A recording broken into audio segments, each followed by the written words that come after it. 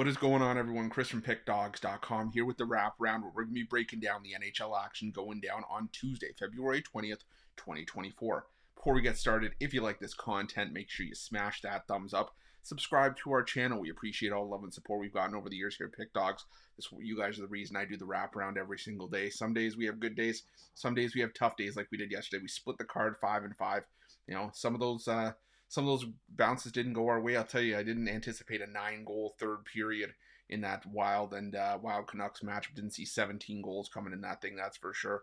And like I said, we take some tough bounces, good with the bad, but again, appreciate you guys and all the kind words. Saying we're going to bounce back and we're going to hit the books hard today. Speaking of, if you're looking for my best bets on the board, the games that I absolutely love, and I do love a fair number of them today, head to pickdawgz.com, click the premium picks tab at the top of the page. Got some college hoops on the board. Going to have some NHL as well. Best value, you can take a daily pass today. We can make you some money, or the best value of all of it is to hop on a long-term pass. Just makes the plays cheaper as you go rather than buying daily packages. It's to each their own, but you can either take me for a test spin, or you can pair me up with any of your other favorite handicappers. We have a 2-for-1 promotion, or you can get more. The more cappers you get, obviously, the better the value. But that's, we got Tuesday's card. It's a huge card. We're going to talk about it on our morning show and on the drive-through as well later today. But still, you guys are here to talk about an 8-game NHL card on Tuesday. I'm here to help you guys make some money. I'm here to hit the books hard, put them in the penalty box. You guys know the drill. Are you ready? I'm ready. Let's get into it.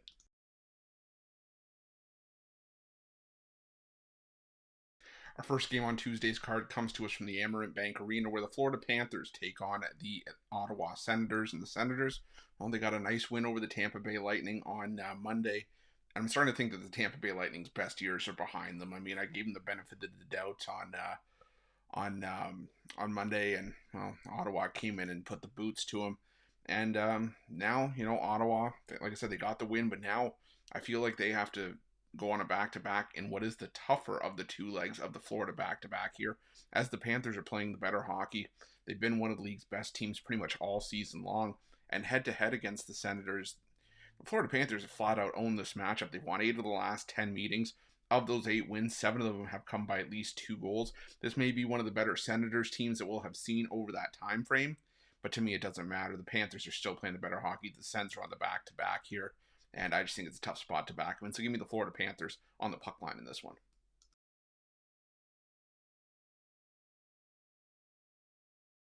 Next, we're heading to Madison Square Garden, where the New York Rangers take on the Dallas Stars. And the New York Rangers coming in off of that come-from-behind victory in the Stadium Series matchup against the Islanders. And that was a crazy comeback. I mean, maybe the outdoor element had something to do with it. Maybe it didn't. But the reality is that the Rangers still have yet to lose since the All-Star break. They're 6-0 in the month of February, playing really well right now. And even though, they had a bit of a scare against the Islanders in that game, sometimes you just got to ride the hot hand until it stops paying off, because the bounces are going New York's way right now. Dallas, on the other hand, they were playing some fantastic hockey, but they've dropped back-to-back extra time games against the Oilers and the Bruins, and it doesn't get any easier here against a New York team that at home this season is 19-7. I know that the Dallas Stars have been one of the league's better road teams on the year, but I just think the Rangers find a way to get it done in this one. I'm taking the New York Rangers at home on the money line at -137.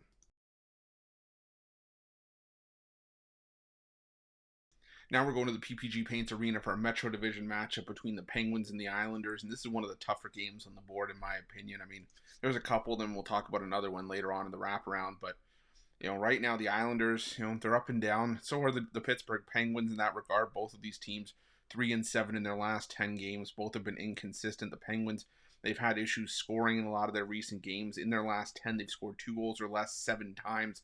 All those games ended up being losses, and the 3 that they won, well, they ended up scoring 3 or more. So I think 3 is the magic number for the Penguins, at least right now. For the Islanders, on the other hand, they're coming off, we just talked about the Stadium Series loss to the Rangers.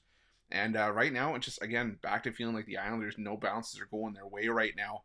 And, in a matchup like this, normally I'd take a shot on the Islanders because I do feel this maybe should be lying closer to a coin flip. But head-to-head, the Penguins have won both meetings this season by a combined score of 10-1. And the Islanders last year owned the Penguins, and I think now the Penguins are out for some revenge. I'm going to go with the Pittsburgh Penguins at home in this one at -140.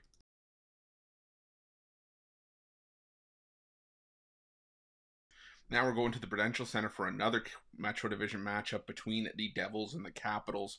And, the Washington Capitals, just when you thought maybe they could turn a corner here and there, they did beat Montreal last time out. The reality is that this team has let us down more often than not, especially, they've been playing their better hockey at home, but they're still a losing team at home, 13-9-5. You combine those losses, they're 13-14 at home this season. The Devils have actually been profitable, 15-9-2 on the road this season. And the Devils right now are just playing the better hockey. They've won three of their last four games. And, they took a couple losses where they couldn't get goal scoring, but in the 3 wins, scored a combined 13 goals. And right now, I just can't feel like I can trust the Washington Capitals to find the back of the net with enough consistency to be able to take down the Devils here. The home team has won each of the last 2 meetings between these two teams, but I think the Devils are just playing the better hockey right now. Not when I'm rushing to the window to bet because I don't want to lay this kind of price with the Devils on the road, but it's Devils or pass for me in this one. So give me the Devils on the money line at -162.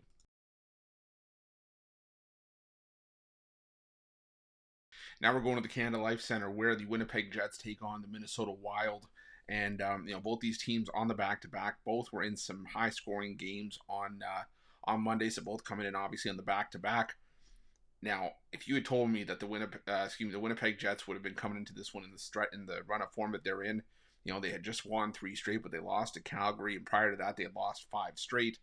Well, I might have thought you were crazy, but that's sort of the situation that we're in here with the Winnipeg Jets, who've scored 3 goals or less in 9 of their last 10 games.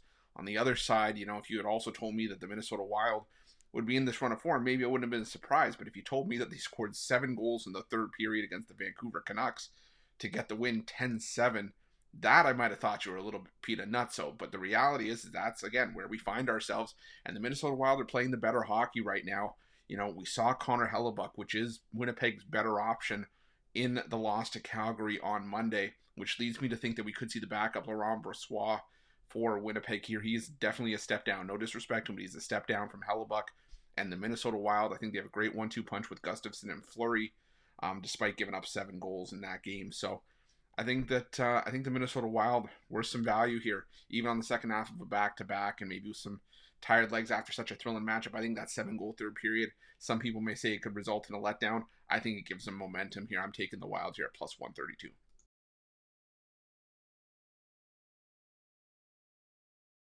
Now we're going to the Ball Arena where the Colorado Avalanche take on the Vancouver Canucks, and I think this might be the toughest game on the board. Definitely not one I'm rushing to the window to bet, if at all.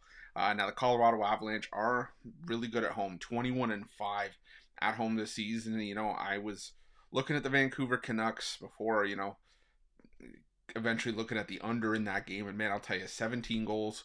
Yeah, that was a tough one. But again, if you told me that there would be 9 goals in that third period, I would have thought you were crazy. I mean, it was tough enough to think it was going to be 5-3 after the second period. But yeah, there was some definitely some goaltending issues for both teams in that game. But for the Canucks, at least they started Casey DeSmith in that game, which leads me to believe we're going to see Thatcher Demko for the Canucks in this game, and he is the much better option between the pipes. The Colorado Avalanche, like I said, they do their best work at home, and they did just get the win over Arizona to keep their strong home record intact, but they were struggling in that game against a Coyotes team that in that game had lost 9 in a row going into that game. It was either 8 or 9 in a row, but they were on a significant losing streak, and it looked like Colorado was going to have some issues getting out of there. I was on the Avalanche puck line in that game, didn't come through. And like I said, it just looked like the Avalanche were just going to have trouble winning that one, even though they sucked it out.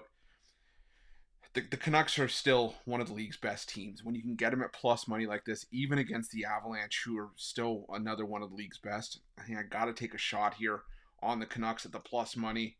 Again, not a game I'm rushing to the window to bet, but I'll take a shot on Vancouver here at +125.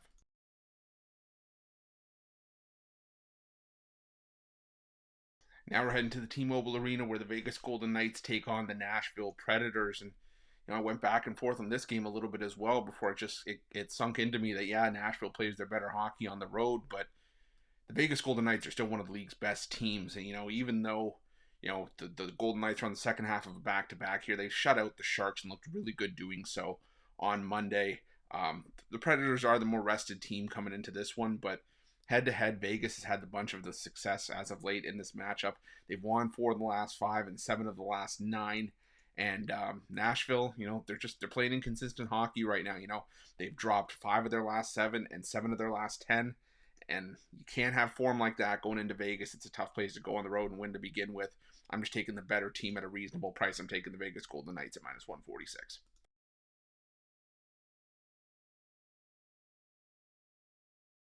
And our final game on Tuesday's card takes us to the Crypto.com arena, where the Los Angeles Kings take on the Columbus Blue Jackets. And, the Los Angeles Kings are on quite the run right now. They've had a nice run of form. They've won 3 straight and 5 of their last 6. 4-1 since the All-Star break, including road wins over New Jersey, Pittsburgh, Boston, and a shutout win over the Edmonton Oilers. But only one of those wins, the win over the Oilers, came at home, and a lot of the recent wins have come on the road for the Kings, as it has for much of the season. This is still a team that's 9-9-6 at home this season. Not an ideal record. Now, the Columbus Blue Jackets, on the other hand, are still one of the league's worst teams. I'm not trying to tiptoe around that, but they are still decent on the puck line on the road. They're 17-9 on the puck line on the road this season. And in a lot of recent road games, they've been fairly competitive. They beat the Sharks. They took down St. Louis before the All-Star break, 1-0. They took the Vancouver Canucks, the team that we just talked about being one of the league's best, took them to overtime, lost 5-4, beat Calgary on the road. So this is a team that can battle, and I think that they can give the Kings a little bit more than they can handle here. So I'm going to take a shot here with the Columbus Blue Jackets at +1.5 to round things out. That's it. That's all the NHL action for Tuesday, February 20th, 2024. Again, if you like this content, smash that thumbs up, subscribe to our channel, and hit that notification bell in the description of this video below to get notified when the newest and freshest content drops here at Pick Dawgz. And if you're looking for my best bets, again, you can find those at Pick Dawgz Premium. And make sure to let me know your NHL picks in the comment section below. Thanks for watching. Good